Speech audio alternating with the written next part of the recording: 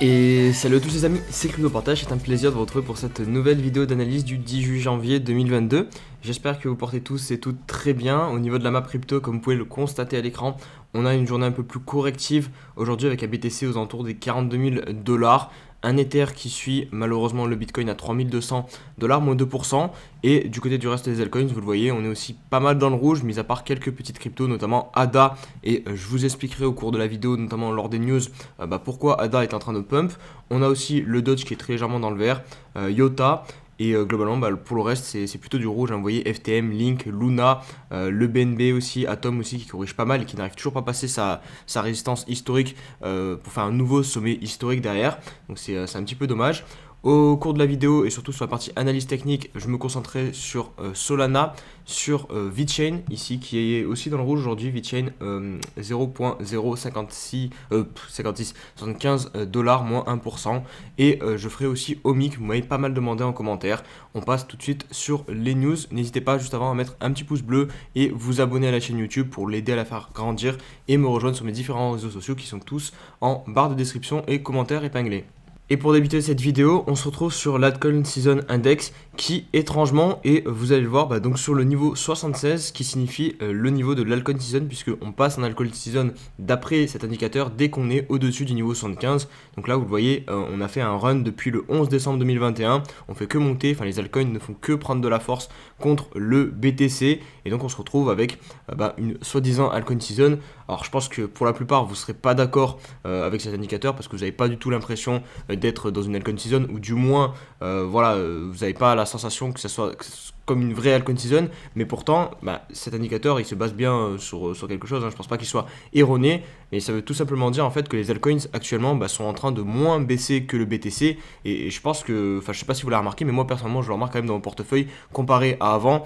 Souvent avant quand on avait des baisses du Bitcoin, vraiment le portefeuille prenait beaucoup plus cher et là j'ai l'impression qu'on a quand même pas mal d'altcoins qui résistent hyper bien à la baisse du BTC et voire même si on prend les leaders actuellement, par exemple Atom, FTM, qui c'est qu'il y a d'autres en ce moment qui lead bien le marché, je sais plus comme ça de tête, mais il y a pas mal de cryptos qui sont en train, dès que le BTC se stabilise et arrête de corriger, hop, elle repart directement à la hausse. Et ça forcément, ça fait du bien dans un portefeuille, et c'est pour ça que l'Altcoin Season Index est aussi élevé.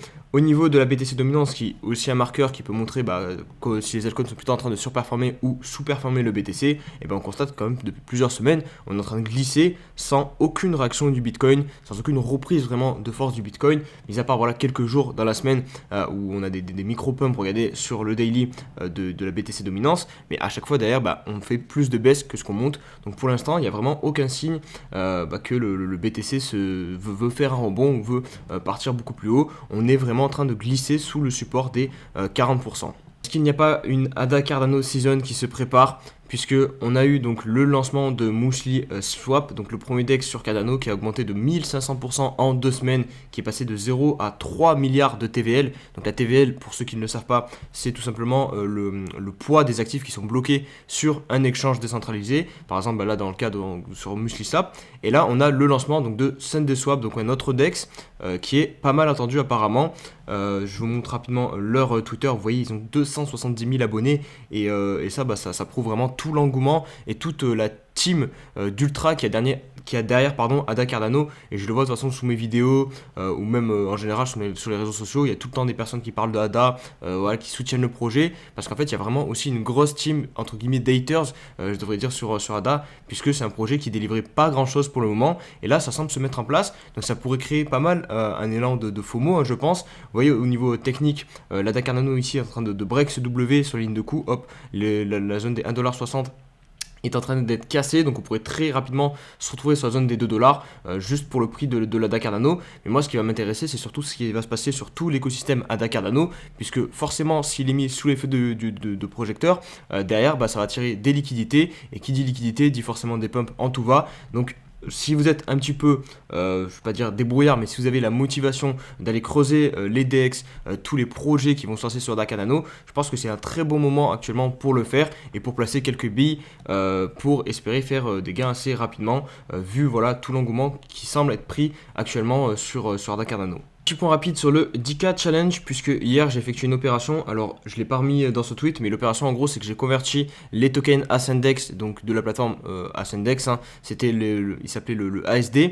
J'avais environ 50 $ de position et je les ai convertis en Chiliz, puisque voilà, Chiliz c'est vraiment une position que je souhaite garder sur du long terme et je préfère concentrer mon portefeuille vraiment sur des projets dans lesquels je crois plutôt que Ascendex. Voilà, c'était un projet, je vous avais dit, j'avais acheté ça, pardon, juste parce que c'était le token de la plateforme, mais c'est vrai que voilà, ça n'a pas trop de sens d'un point de vue investisseur à long terme. Donc voilà pour les petits changements. Demain, je pense qu'il y aura la vidéo Road to 10K pour vous expliquer tout ça et un petit peu les changements que je compte faire dans ce Road to 10K.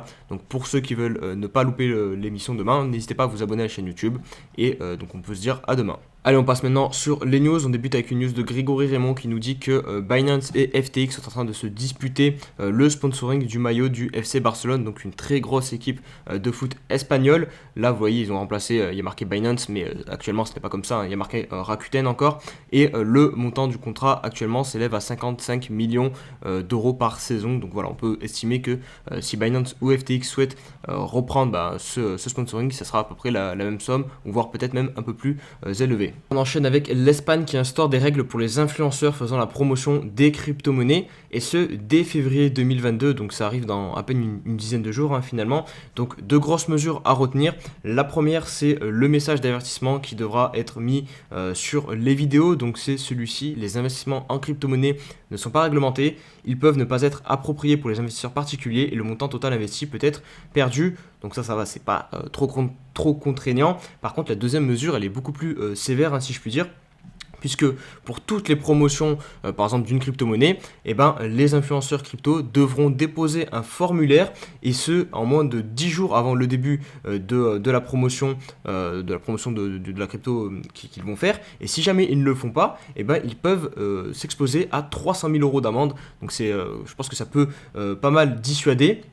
Et donc voilà, début d'une réglementation sur les influenceurs crypto en Espagne, à voir si ça se poursuit jusqu'en France derrière.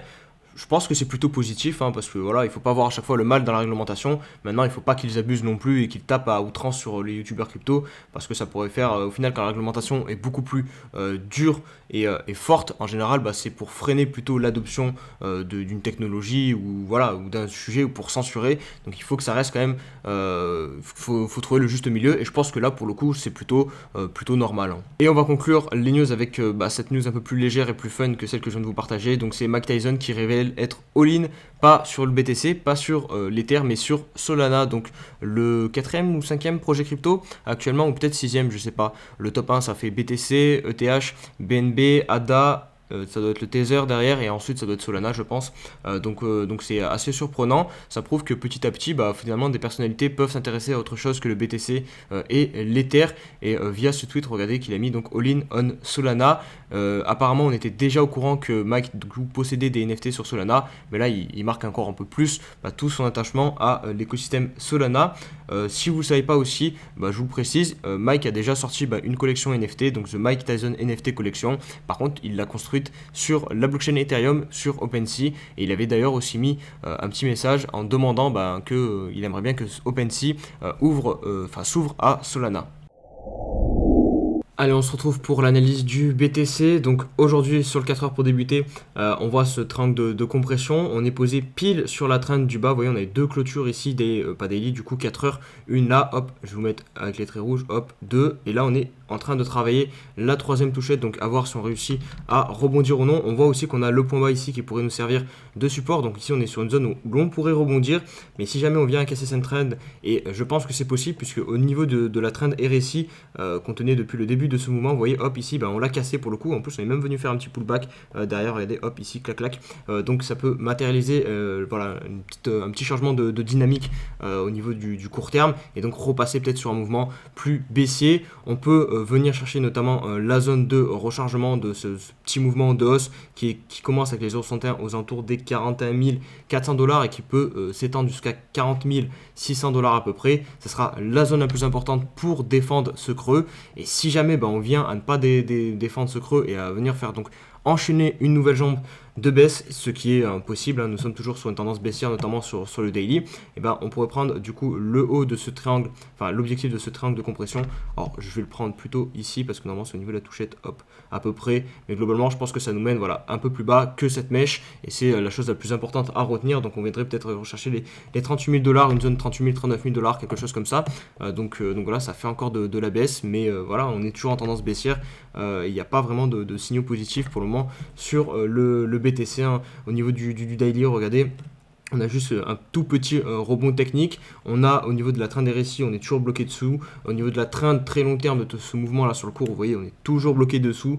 On n'a pas d'inversion de tendance, on ne marque pas des creux de plus en plus haut. Encore, si on faisait quelque chose comme ça, hop, hop, voilà, on aurait un peu plus de confirmation. C'est possible, hein, pour le moment, ce scénario est toujours possible. Mais voilà, il faut attendre encore quelques jours, voir comment le prix se développe. Mais c'est vrai que là, vu ce qu'on voit sur 4 heures, c'est vraiment possible qu'on du coup vienne chercher la zone sous la mèche des 39 500 $ qu'on a ici. On passe maintenant aux 3 altcoins de la vidéo, donc Solana, VeChain et Omi. L'Ether, je ne vais pas le refaire, je l'ai fait hier et il n'y a pas eu beaucoup d'évolution entre hier et aujourd'hui. Globalement, ça suit le BTC. Donc au niveau de Solana, on commence sur le weekly. On va se positionner comme d'hab notre petite zone de rechargement et vous allez voir, elle est un petit peu plus bas que le niveau de prix auquel on se trouve. Donc si vous voulez investir d'un point de vue technique de manière plus sereine, bah, c'est dans cette zone qu'il faut le faire en général, donc aux alentours des 115 $, et ça peut aller jusqu'aux 75 $. Donc un DCA dans cette zone là, c'est très intéressant, je pense, sur Solana. Ici c'est peut-être un petit peu cher. Après vous avez de quoi avoir une invalidation assez claire. C'est tout simplement la dernière clôture weekly ici que vous avez eu le 20 septembre 2021 avec un Solana aux alentours des 130 $, et là on est en train de revenir sur ce niveau de support. Si on se met sur le daily, vous allez le constater, on est en train de se poser sur ce support. Pour le moment, par contre, il n'y a aucun signe de retournement de tendance, d'une reprise haussière au court terme sur le daily. Vous le voyez, on fait toujours des points bas de plus en plus bas. On a la trend qu'on n'a toujours pas cassée ici. On a une espèce finalement de triangle descendant qui est matérialisé en bas par le support des 130 $.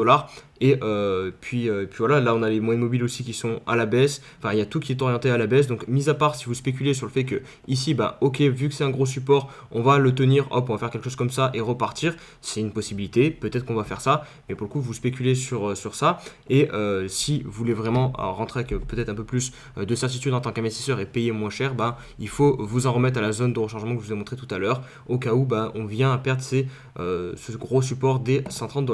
Au niveau de VeChain, on se trouve sur une localisation plus intéressante, je pense, que Solana, puisqu'on est sur ce gros niveau de support, donc les 0,70 $, et c'est surtout la zone de rechargement. Pour le coup, là, on l'a atteinte. Alors, je vais essayer de la mettre, hop, voilà, on est pile dedans, vous voyez, vraiment chirurgical, on n'est pas loin des 0,78 de Fibonacci. Sur le daily, en plus de ça, on a un petit signe potentiel, voilà, qu'il y a un essoufflement des vendeurs, puisqu'on a une grosse divergence sur le RSI. Hop, je vais vous la mettre.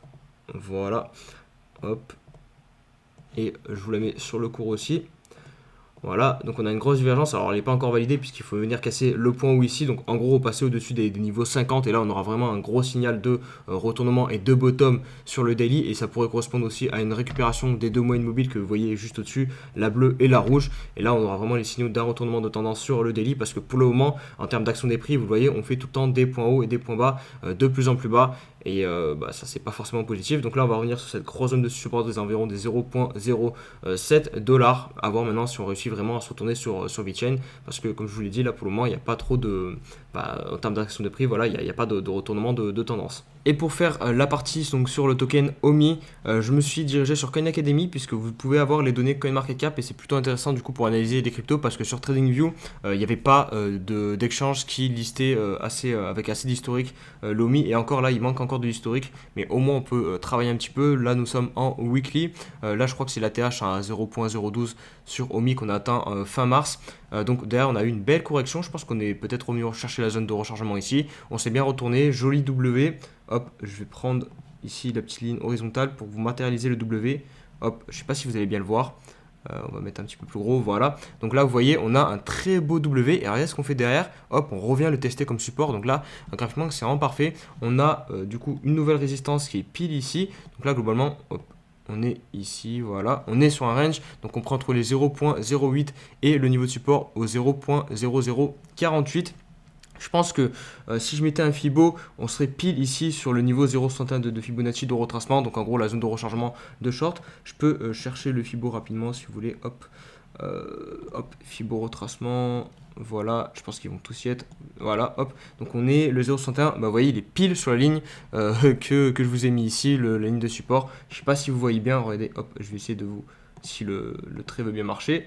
Alors je fais à l'impro parce que du coup c'est pas TradingView, mais bon apparemment le trait ne veut pas marcher. Mais bon, en gros vous voyez ici sur le niveau 0.08 on est pile sur le niveau de résistance du 0,61 de Fibonacci. Hop, si je peux maintenant enlever ça, ça m'arrangerait. Ah, c'est pas pratique, hein. Voilà, hop. Donc en gros, le gros niveau de résistance moyen terme, je dirais, il est ici au 0.08. Le gros niveau de support, il est ici au 0.049. Donc vous avez vos zones d'intervention sur OMI. Globalement, on est sur une tendance neutre ici, puisqu'on a inversé, ici, regardez, hop, on inverse la tendance, mais ici, hop, on re-inverse aussi la tendance, on leur repasse la tendance haussière.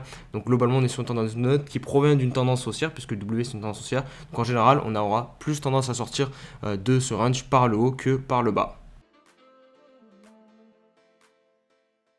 On se retrouve pour la question de Labo. Alors aujourd'hui, une question de David, enfin une question, c'est plutôt une analyse technique je pense, parce que tu me dis que penses-tu de AXS et Sand, des cryptos de la métaverse. Donc je vais te répondre juste après. Juste avant, je tenais à préciser que j'ai eu quand même beaucoup de demandes d'analyse de crypto en commentaire. Ça me fait extrêmement plaisir. Et du coup, je les ai toutes listées dans ma checklist YouTube là, où je vous fais vos analyses tous les jours. Donc normalement, cette semaine, vous aurez l'analyse de vos cryptos qui devrait arriver si vous avez mis un commentaire sur les dernières vidéos. AXS et Sand, je vais aussi les passer du coup trop pour le moment, peut-être demain ou après-demain, enfin bref, je les passerai dans la semaine. Là, juste te répondre d'un point de vue un petit peu fondamental et aussi sur le prix. Je pense qu'il faut quand même se méfier sur les cryptos de la métaverse parce que tu le verras sur les graphiques dans les prochains jours. AXS et Sand, enfin AXS un peu moins, mais Sandbox c'est quand même une crypto qui a eu un énorme pump, qui est monté vraiment à la verticale et les zones où les investisseurs aiment bien se positionner, on est quand même pas mal loin. Donc je rentrerai pas trop agressivement sur ces projets, je pense. Faut être quand même pas mal méfiant. Voilà pour mon petit avis. Comme je t'ai dit, je ferai l'analyse technique dans une prochaine vidéo. J'espère les amis que cette vidéo vous a plu. Si c'est le cas, n'hésitez pas comme d'hab à mettre le petit pouce bleu, vous abonner de partout sur YouTube et les différents réseaux sociaux qui sont en barre de description. On se dit à demain pour une nouvelle vidéo. Allez, ciao ciao.